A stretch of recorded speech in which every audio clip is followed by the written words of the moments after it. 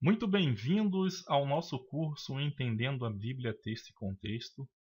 E nessa unidade, nós vamos falar sobre a geografia e o clima da Mesopotâmia.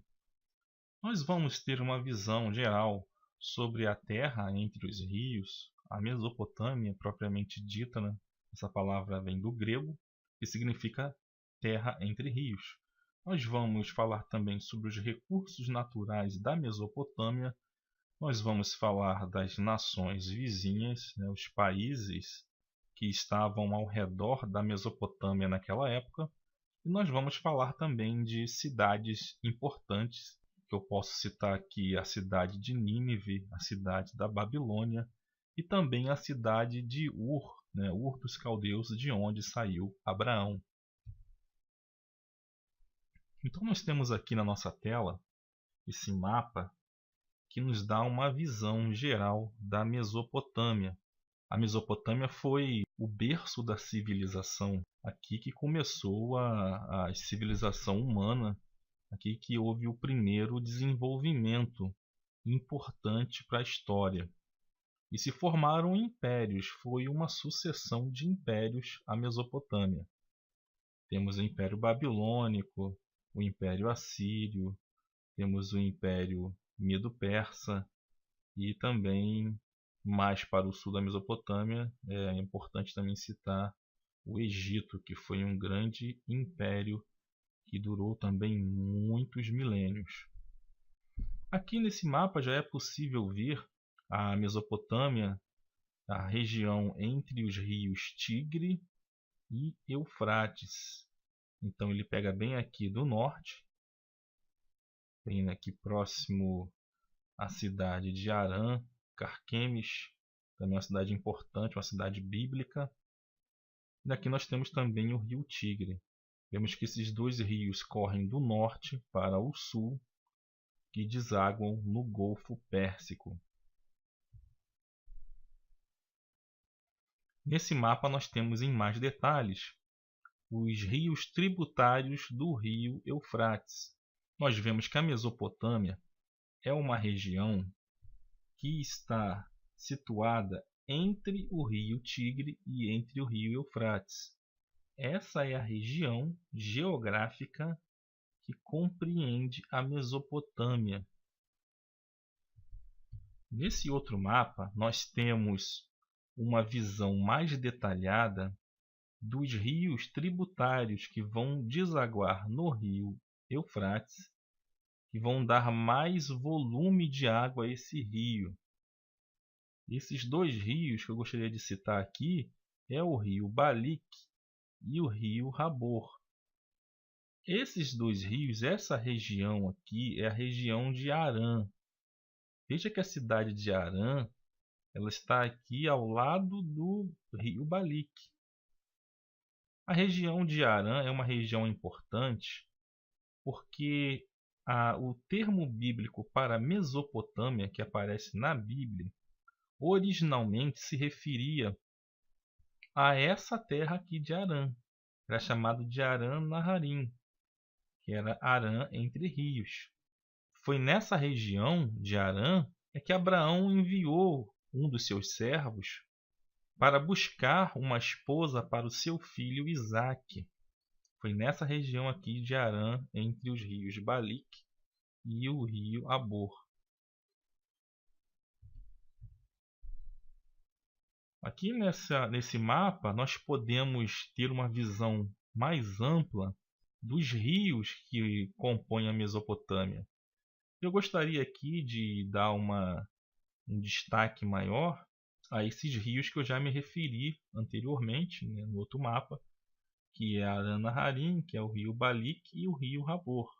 Nós temos também aqui no rio Tigre alguns tributários, né, alguns rios que vão aumentar o volume do rio Tigre, que seria o grande Zabe, o pequeno Zabe e o rio Diala, também que é um rio importante para a região.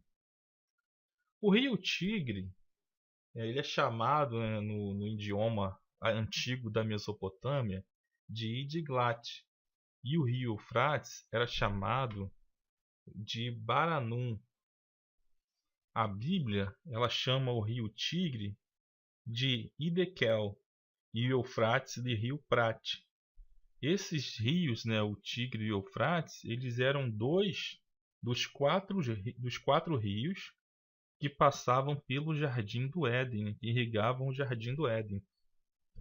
Então esses dois rios, eles são importantes, né? Eles aparecem aí já no princípio da Bíblia, lá no Gênesis.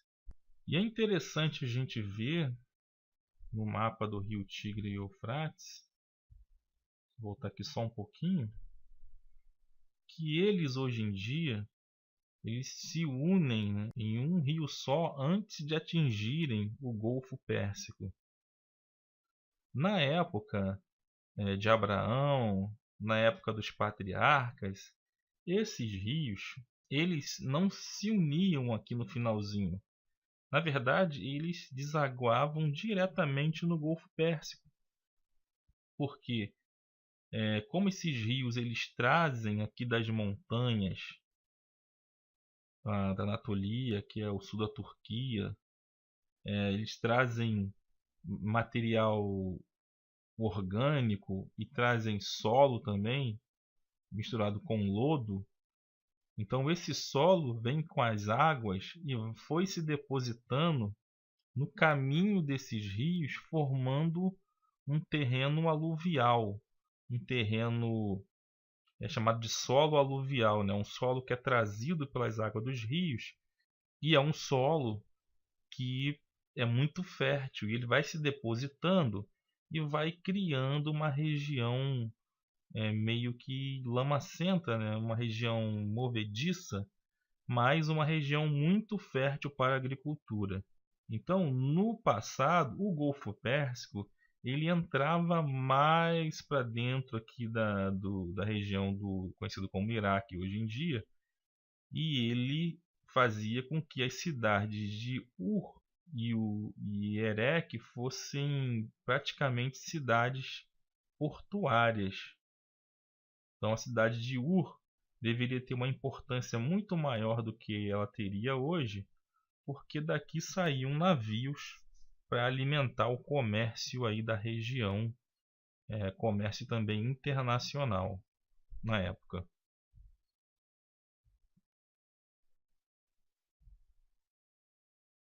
A gente vê, né, a importância da Mesopotâmia, né, no texto bíblico, a gente entender essa região, como eu disse, é uma região em que Abraão mandou um dos seus servos para poder buscar Rebeca. E, na verdade, ele foi lá para buscar uma esposa para Isaac.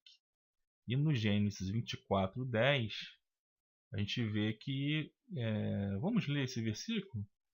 E o servo tomou 10 camelos dos camelos do seu senhor e partiu, pois que todos os bens de seu senhor estavam em sua mão. E levantou-se e partiu para a Mesopotâmia, para a cidade de Naor.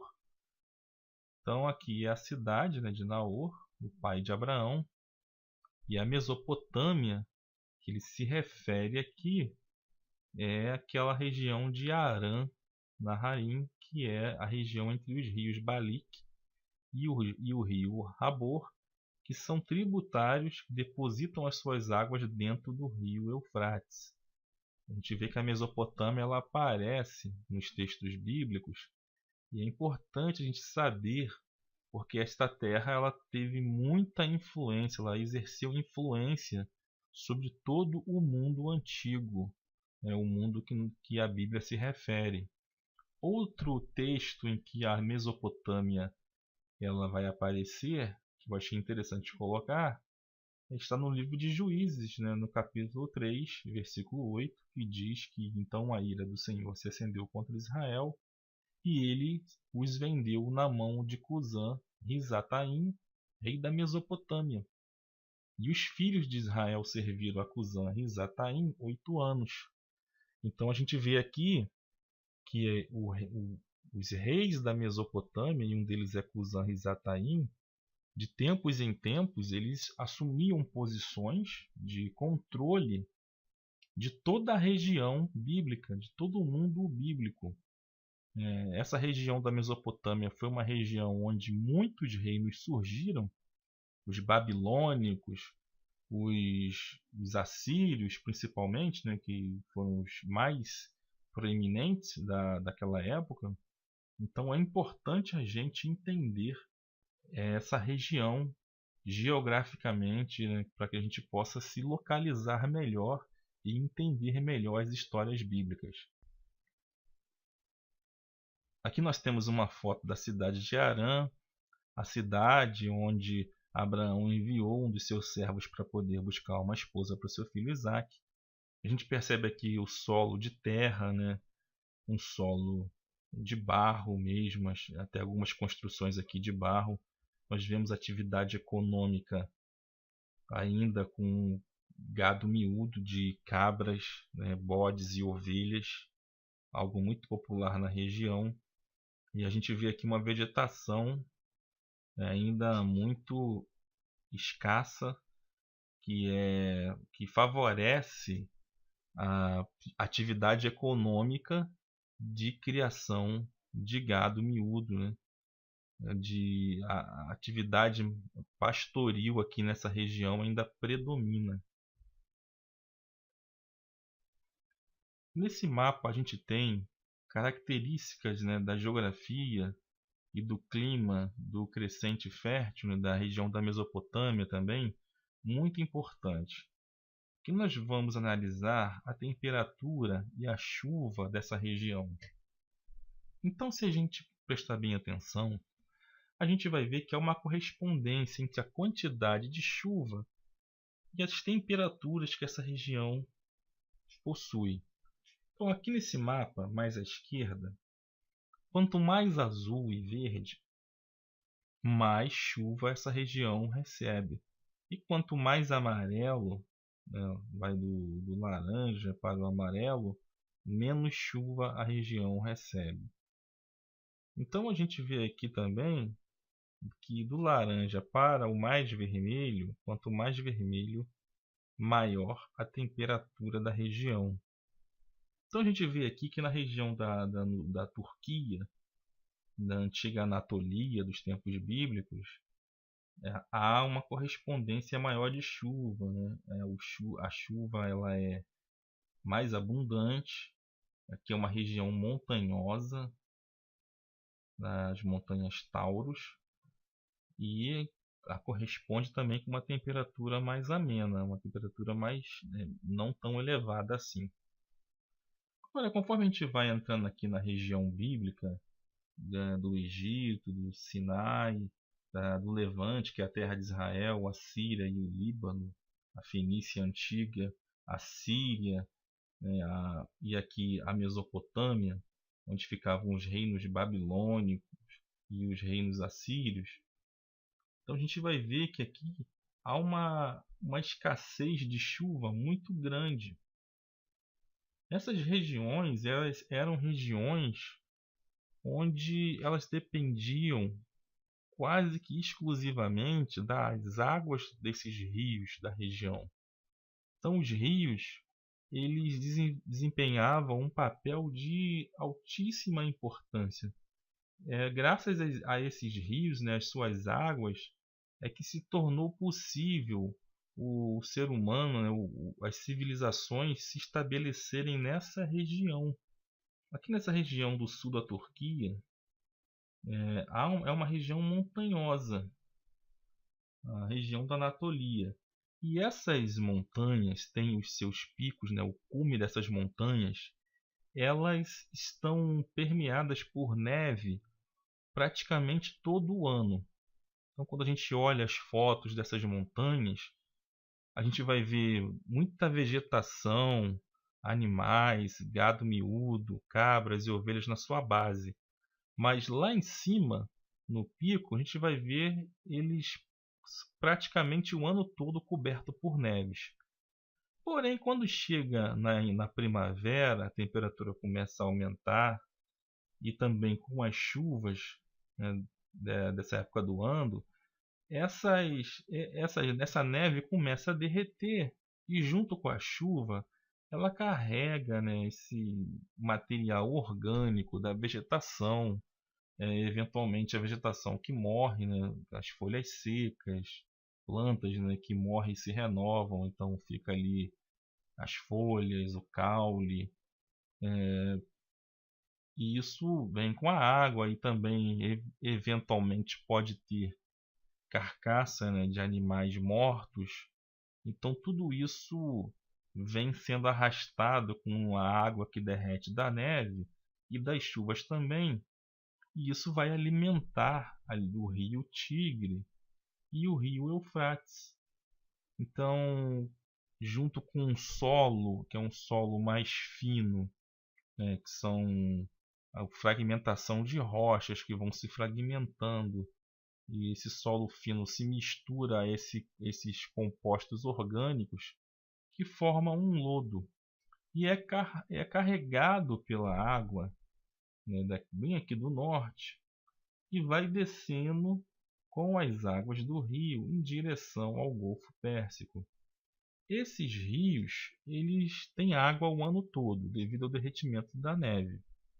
Porém, nessa época da primavera, né, o derretimento da neve e as chuvas aumentam muito o volume desses rios, do Tigre e do Eufrates.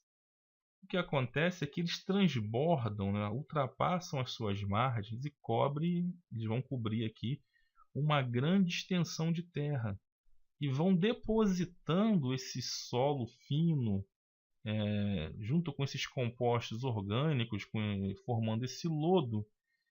E isso vai, depois que a água baixa, deixar essa camada de terreno fértil para a agricultura. Então, mais para o sul, geralmente é onde mais quantidade desse solo fica depositado, junto com esses compostos orgânicos. Então, isso vai fazer que essa região aqui do sul tivesse um tipo de solo um tanto que pegajoso, mas também um solo muito rico em nutrientes para que fosse estabelecido a agricultura. Então, aqui nós vemos essa região de verde, a região da Mesopotâmia. Aqui nós temos as montanhas Zagros. Aqui nós temos a cadeia de montanha do Ararat e aqui nós temos a cadeia de montanha Taurus, chamada de Taurus.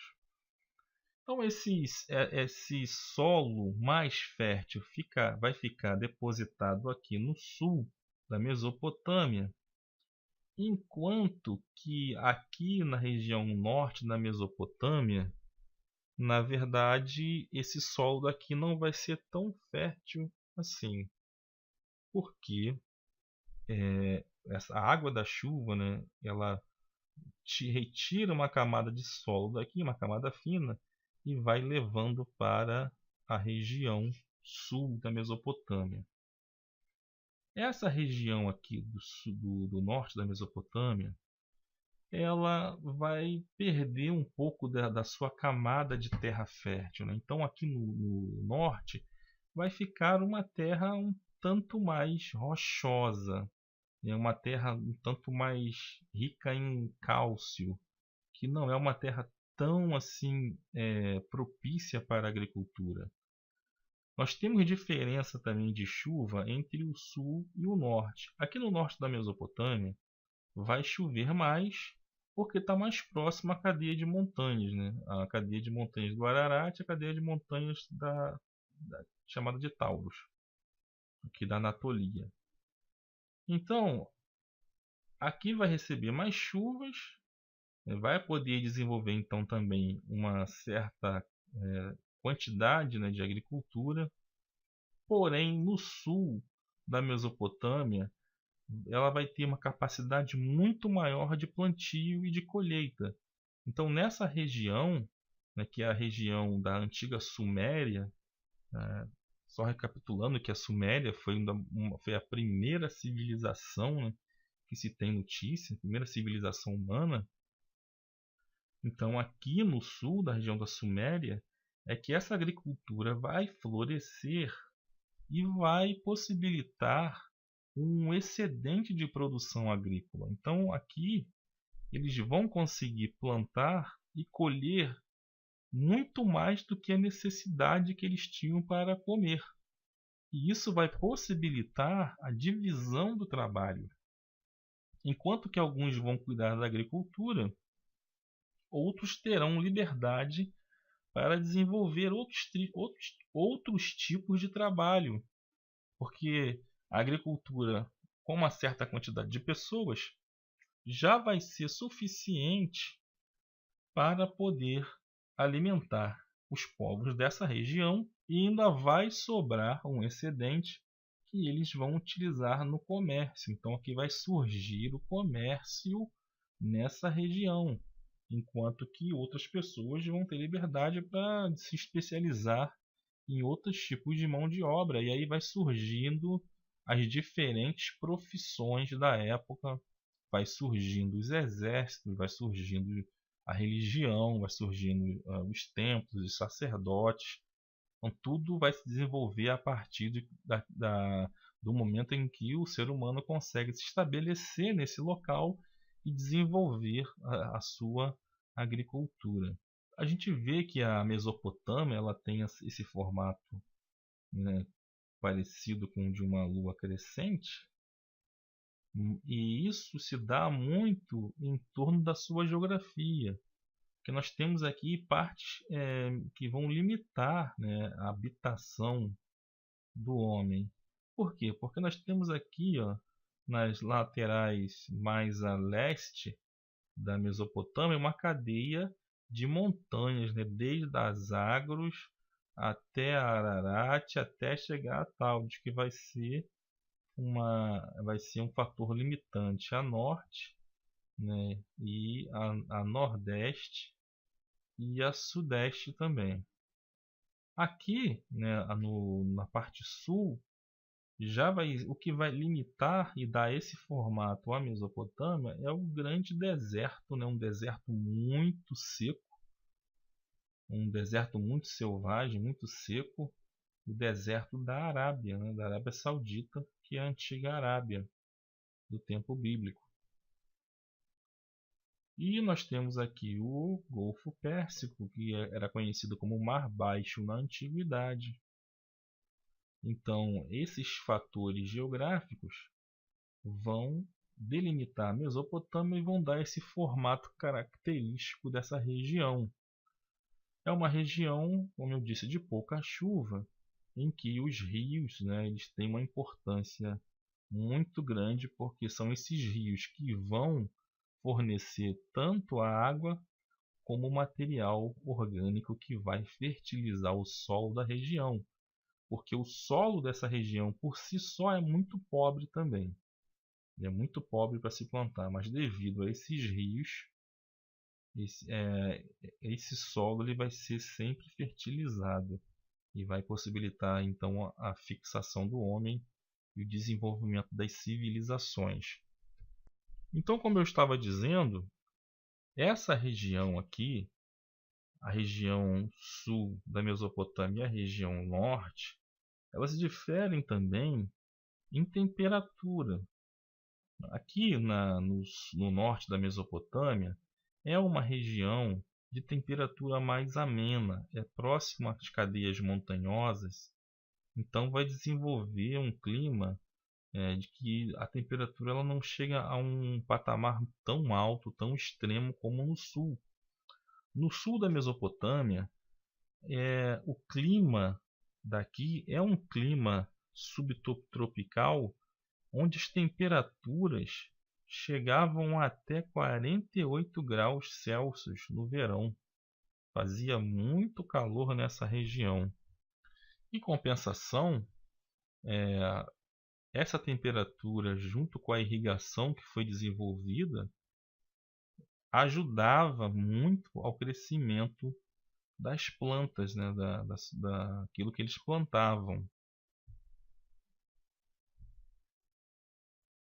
A gente vê nessa nossa ilustração aqui canais, né, que eram feitos para que fosse aproveitado as águas do rio Aqui também nós temos outra ilustração mostrando o aproveitamento das águas dos rios, né, do rio Tigre e do rio Eufrates. Voltando aqui um pouquinho, a gente vai ver que esses rios da Mesopotâmia, o rio Tigre e Eufrates, como eu disse anteriormente, quando na primavera havia o derretimento da neve e as chuvas aumentavam muito o volume desses rios, eles, além de trazerem o benefício da irrigação e da fertilização do solo da região, eles também traziam muito perigo, porque a inundação, dependendo da quantidade de água que eles traziam, poderia até mesmo destruir as cidades que estavam edificadas sobre as suas margens. Então essas inundações, elas eram imprevisíveis, né? Não se tinha como calcular, como prever até onde a força das águas poderia chegar. Era diferente do Egito, que aqui no Rio Nilo, depois nós vamos ter aulas para estudar somente o Egito e o Rio Nilo. Aqui no Nilo, as inundações ocorriam de forma semelhante, porém eram sempre previsíveis. O Nilo não tinha uma característica tão forte e até mesmo destruidora como existia com as águas do rio Tigre e do rio Eufrates. Então, somente quando os povos daquela região aprendem a controlar essas inundações é que realmente essa agricultura deles vai se estabelecer de forma massificada. E uma forma que eles encontraram para controlar essas inundações foi justamente os canais que eles criaram para irrigar o solo. Esses canais tiravam então a água do rio, diminuindo o seu volume, e levavam essa água e esse material fértil, né, esse material orgânico, e o solo também, um solo fino, até mesmo lamacento, mas com bastante material orgânico, eles conseguiam carregar isso através dos seus canais.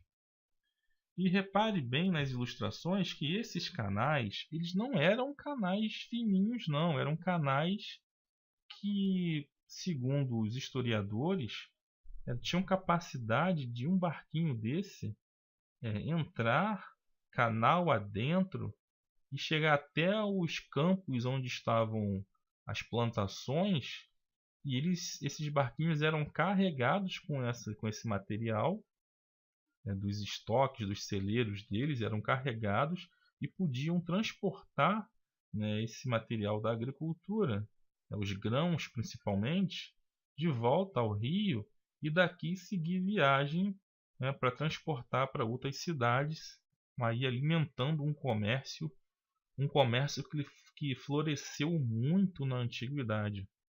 Essa agricultura, vou voltar aqui um pouquinho às ilustrações, ela floresceu muito na região sul, né, como eu disse já, na região sul da Mesopotâmia, muito mais do que a região norte.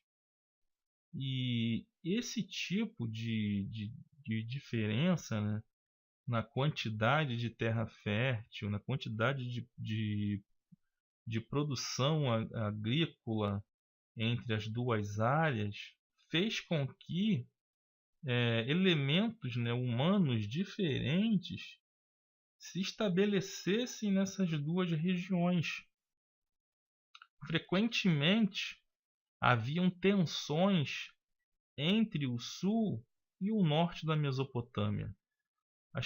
Os povos do norte geralmente passavam a cobiçar a prosperidade agrícola, né, do pessoal do sul, porque eles, além dos grãos da agricultura, também passaram a criar animais, e também passaram a fabricar tecidos, né? Um exemplo é a lã, né, que vinha das ovelhas. Então eles, além da agricultura, fabricavam tecidos, e isso enriqueceu muito essa região.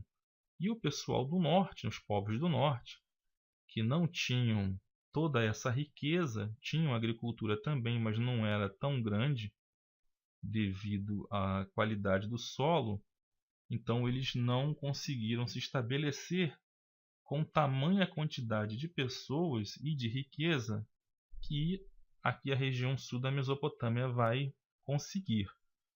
Então isso começou a criar tensões e, além do mais, na região norte era um elemento étnico diferente da etnia do sul.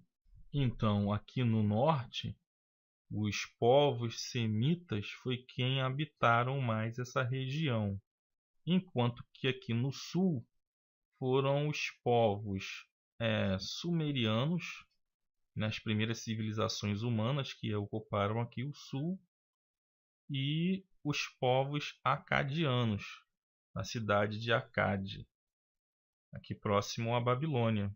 Então, aqui no sul da Mesopotâmia, região da Suméria, como eu disse, foi aonde se estabeleceu a primeira civilização humana, e eles tinham uma única língua, né? Era língua única, e é a região onde os estudiosos da Bíblia acreditam que se desenvolveu a Torre de Babel, né? Sob o comando de Sargão. Eles acreditam que Sargão seria o Nimrod da Bíblia, um Nimrod que aparece lá no livro do Gênesis, logo próximo ali à história da Torre de Babel. Então, mais aqui para o norte, né, na região da Acádia, eles, os acadianos, que eram povos semitas, começaram a cobiçar a riqueza dos povos sumerianos, aqui da Suméria. E essa cobiça levou à guerra. Acabou que os acadianos conquistaram os sumerianos e acabaram unindo a Suméria e a Acádia. Então passaram a ter a mesma língua acadiana a partir daí. Com o crescimento da Babilônia, aqui também nessa região, a Babilônia, a cidade da Babilônia cresceu muito, e ela também formou aí um império chamado Império Babilônico.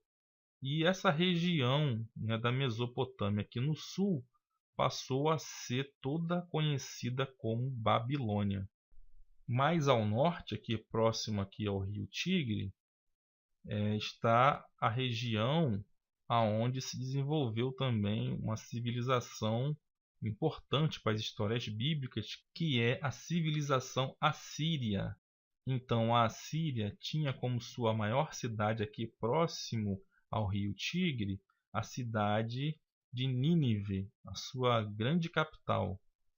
A cidade de Assur também foi capital da Assíria, porém Nínive foi maior, né? Conseguiu superar, chamado na Bíblia de a grande cidade, ali na história do profeta Jonas.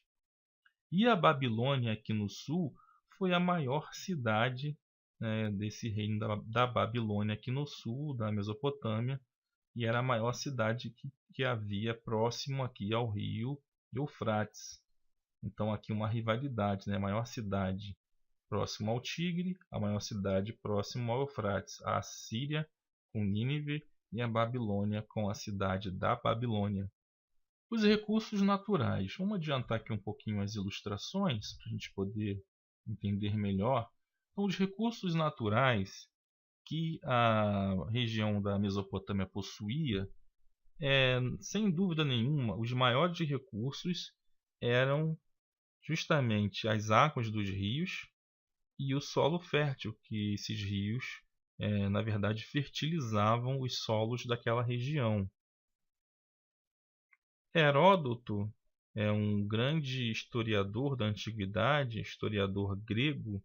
Ele disse que o Egito era o dom do rio Nilo, porque o Nilo ele também inundava, fertilizava o solo das cidades que estavam às suas margens, trazendo ali uma grande prosperidade para o Egito, né? Algo que tornou o Egito ali um império gigantesco durante milênios, né, na antiguidade. De forma semelhante, né, se o Egito era o dom do Nilo, a gente pode dizer que a Mesopotâmia, né, é o dom do rio Tigre e do rio Eufrates. Eles é que tornavam possível essa agricultura grandiosa que houve na região. Então, a água dos rios, né, e o material orgânico que ele depositava no solo eram, sem dúvida nenhuma, os recursos naturais mais importantes da Mesopotâmia. E aí eu gostaria aqui de relacionar alguns alimentos, né, que essa agricultura produzia. Eu vou trazer aqui com aquilo que é mais importante a gente saber. Destaque aqui para a cevada, né, esse grão que é muito característico dos solos daquela região. Era muito consumida a cevada, o gergelim e as tâmaras também. Eram muito apreciados, aqui fazia parte do cardápio principal dos povos que habitavam na região da Mesopotâmia. Então, essa agricultura era o que os rios, né, proporcionavam para essa região. Além disso, a lama dos rios, né, esse solo lamacento que o rio trazia para essa região, também proporcionou com que eles fizessem os tijolos deles para a construção, né, de suas casas, dos seus templos, dos seus palácios. Então, a lama, ela tanto proporcionava a construção dos tijolos, como também de tabletes, né, que eram utilizados para escrita. As primeiras formas de escrita que se tem notícia são essas formas cuneiformes que estão aqui nessa figura, que eram feitos em tabletes de barro, né, que os rios transportavam para essa região. Os tijolos de barro aqui, dessa lama que os rios traziam, eles também vão aparecer ali na história do Gênesis, quando fala da construção da Torre de Babel, em que os habitantes da região ali da Suméria conclamam que fizessem tijolos, né, de barro e para que fosse construída ali a Torre de Babel. Então tem tudo a ver com o texto bíblico, até porque nessa região da Mesopotâmia há uma falta de pedra muito grande para a construção. Isso aí nós já veremos adiante. Só mais algumas ilustrações, nós já vamos abordar esse tema de falta de recursos da região, mas só adiantando isso e concluindo que a fabricação de tijolos de barro é algo que tem tudo a ver com a narrativa bíblica da construção da Torre de Babel. Então, é importante a gente saber, né, que os tijolos eram feitos com a lama desses rios, com o barro que esses rios transportavam, porque aí nós vamos entender o porquê que lá na história da Torre de Babel é feito esse convite, né, para que pudesse ser feito aí os tijolos com o barro da região e não de pedras, por exemplo. Então, um outro recurso natural abundante na região da Mesopotâmia é o betume. O betume, nós temos aqui uma ilustração muito boa que descreve bem. Ele é esse material que ele é oleoso, ele é parecido com o piche de asfalto, né? É um material que ele era utilizado para argamassa, né, para os tijolos. Aqueles tijolos de barro, eles eram colados um no outro com um tipo de argamassa que era feito do betume. Passava o betume no tijolo, colava um tijolo no outro. Além disso, o betume era utilizado como impermeabilizante nas construções, tanto nas construções, né, das casas, dos templos e dos palácios, como também nas construções navais. Nós vemos que o betume é utilizado como impermeabilizante na Bíblia, na história da Arca de Noé. Quando Deus ordena que Noé construa uma arca, né, para que ele pudesse ser salvo com a sua família e os animais, então ele também dá ordem para que Noé impermeabilize, né, a arca por dentro e por fora com betume. O betume ele era encontrado em grande quantidade na região do rio Eufrates. Próximo ao rio Eufrates, existiam verdadeiros lagos de betume, né, com esse material semelhante a piche, em grande abundância nesses lagos, o que nos faz também pensar que Noé deveria ser um habitante, né, dessa região. Ele certamente habitava, ele morava numa região que era próxima ao rio Eufrates, portanto Noé deveria ser ali um habitante da Mesopotâmia também. Havia também uma falta muito grande de outros recursos minerais nessa região da Mesopotâmia. As principais faltas que eu posso citar aqui para vocês era a falta de pedra. Realmente, essa região da Mesopotâmia é uma região que não tem pedra. É pouquíssima pedra encontrada nessa região. Por isso que os tijolos da região tinham que ser construídos com barro, com lama do rio. A gente vê no Egito grandes construções, como das esfinges, como das pirâmides, que estão lá até hoje, né? Apesar de serem tão antigas como a civilização mesopotâmica, mas lá até hoje se encontram esses vestígios dos templos dos egípcios, das pirâmides e outras estátuas que estão por lá, porque foram construídas com pedra. No Egito tem várias pedreiras, né?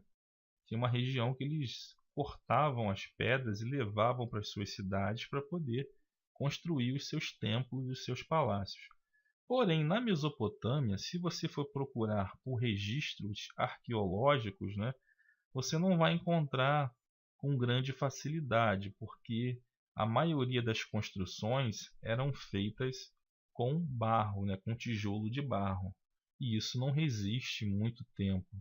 Tem uma certa resistência, né, se você queimar, cozinhar esse barro, esses tijolos de barro em fornos, aumenta um pouco a durabilidade, mas não tanto para durar tanto tempo assim. Além do que, nós vamos ver também que é uma região desprovida de árvores, então para cozinhar esse barro ficaria muito caro porque teria que trazer árvores de uma outra região.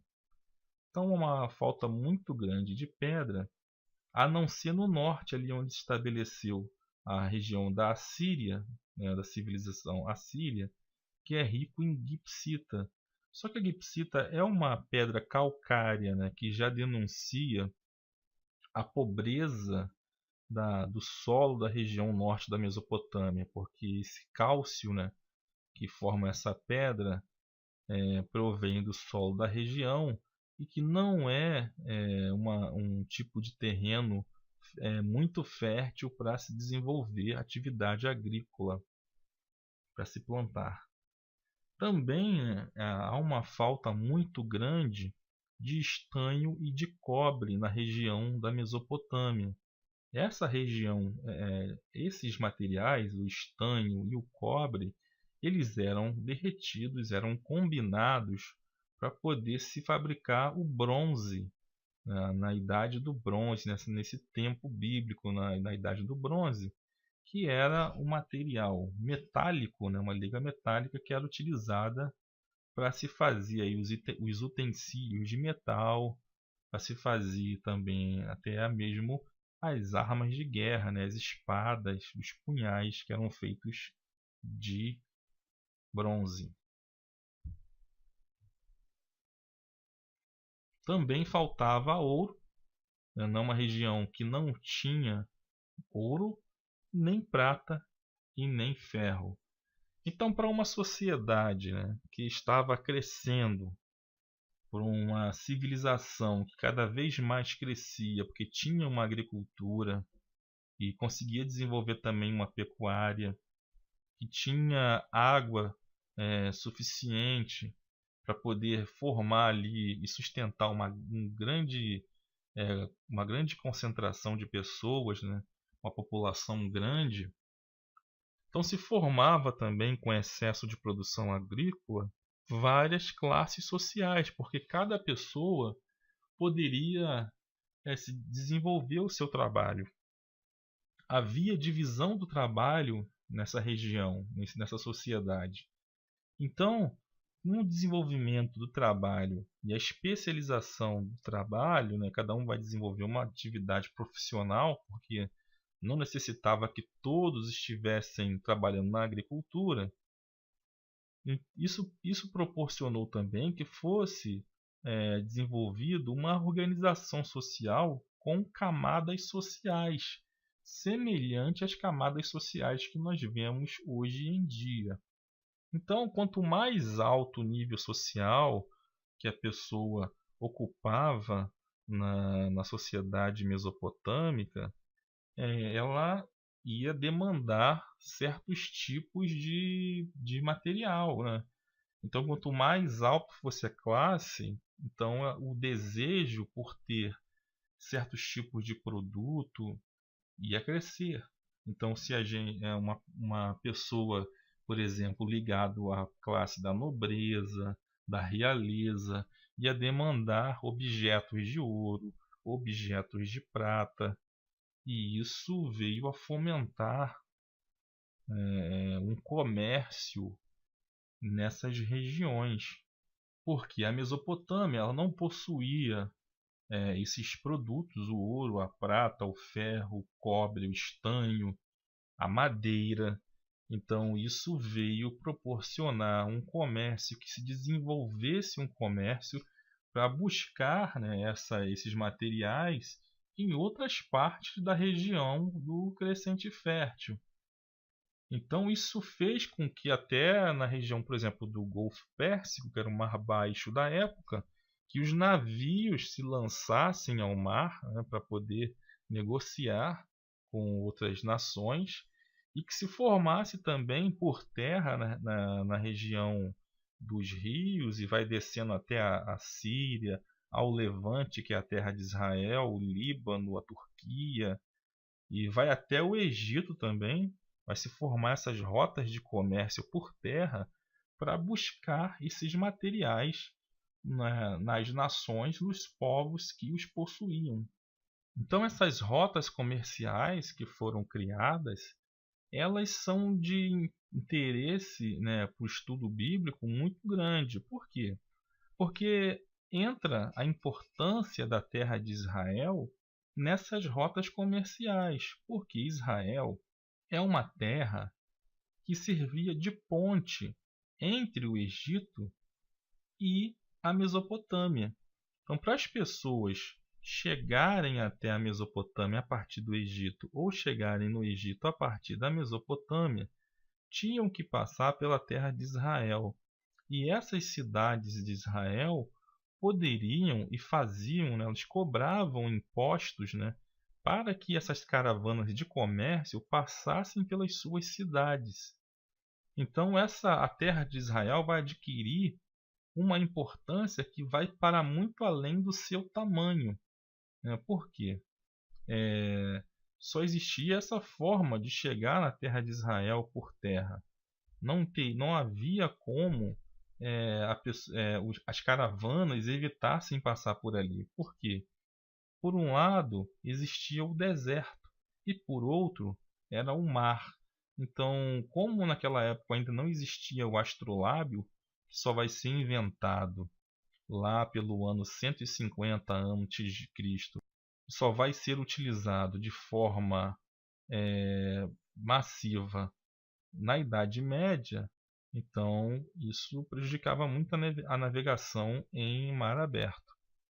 Então tinha que passar pela terra de Israel. E Israel ali taxava essas caravanas e adquiria então assim muita riqueza simplesmente por ser o caminho que essas caravanas tinham que passar. Então esses reis da Mesopotâmia, eles era muito caro, né, trazer esse material que eles precisavam. E além do mais, eles não queriam ficar enriquecendo outra nação, porque na verdade quem vendia o produto e quem taxava a passagem é que enriquecia, e isso empobrecia muito os reinos da Mesopotâmia, né? E enriqueciam os seus potenciais inimigos. Então eles se lançavam em guerras para conquistar essas áreas, né? Já conquistava tanto a passagem, né, que é a terra de Israel, aproveitava e conquistava também as minas, né, as fontes de onde vinham esses produtos, né? O ouro, por exemplo, vinha do Egito. E nós temos aqui, ó, em Timna, aqui na região do Sinai, na região próxima à península do Sinai, a gente vê que existia uma mina aqui, né, de cobre, de turquesa, de onde os egípcios retiravam. Essa região aqui também, né, de Elat e Timna, é dito que o rei Salomão, por exemplo, né, ninguém comprova isso assim de forma cabal, mas existem vários estudiosos que afirmam que essa região é onde ficavam as minas do rei Salomão, uma região muito rica em minerais. Suspeita-se de riqueza de ouro, de cobre, de turquesa, entre outros materiais. Então o ouro ele vinha do Egito, o cobre também, mas também o cobre e o estanho também poderiam vir lá do norte, né, da Mesopotâmia, na região da Anatolia, que é o sul da Turquia hoje em dia. E também cobre e estanho poderiam vir da Pérsia, né? Aí já aparece o Irã na história, que é o atual Irã, mas isso também foi enriquecendo a Pérsia. E a Pérsia, depois com isso, ela vai se tornar aí um reino muito grande que vai invadir a Babilônia ali na época de Nabucodonosor, depois o seu filho Balsazar, e com Balsazar é que a Babilônia vai cair justamente para os persas, que se fortalecem, né, por causa desse comércio e vão ali se tornar uma grande potência também e dominar aí a região da Mesopotâmia. O cedro ele teve uma importância muito grande, né, na Mesopotâmia e nas histórias bíblicas. Por quê? Porque o cedro é quem fornecia a madeira, o cedro do Líbano. Então o cedro é uma árvore que pode chegar aí a 20 metros de altura, muito alto, né, e o seu caule pode chegar aí a 14 metros de largura. Então imagine quantas pessoas são suficientes para abraçar um caule de uma árvore de cedro dessa, né? Ele é tão proeminente, né, no Antigo Oriente Médio, nessas nações, que até um dos salmos, né, fala sobre o cedro do Líbano. O Salmo 92, 12 diz que o justo florescerá como a palmeira e crescerá como o cedro no Líbano. Então, tamanho foi o comércio do cedro, né, da madeira, nessa região. Tanto os mesopotâmios, né, eles não tinham árvore que desse madeira para suas construções. É uma região desprovida de árvores para construção. Eles têm lá a tamareira, mas ela não tem uma madeira que aguente peso, porque na antiguidade não tinha essa construção que nós temos, né? Usando ferro e concreto para poder dar essa mobilidade, essa força, né, para a construção das colunas. As colunas eram utilizadas pedras, mas também era utilizado madeira. E essa madeira desse cedro do Líbano é uma madeira muito resistente, muito forte, né? Muito larga, os troncos são muito largos.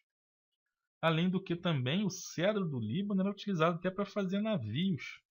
porque era uma madeira bastante resistente aí à água salgada. Então, falando um pouco mais sobre esse cedro do Líbano, né, ele era utilizado até pelos egípcios, né? Uma grande quantidade de madeira era transportada, né, para o Egito pelo mar, ali pelo mar Mediterrâneo, né? Os barquinhos egípcios ali, eles amarravam esses troncos e vinham puxando esses troncos de cedro do Líbano. Então a gente vê que até mesmo aí o sarcófago, né, o caixão de Ramsés, ele foi feito com cedro do Líbano, né, que era uma madeira de primeiríssima qualidade, e os reis queriam, né, esse tipo de produto para eles.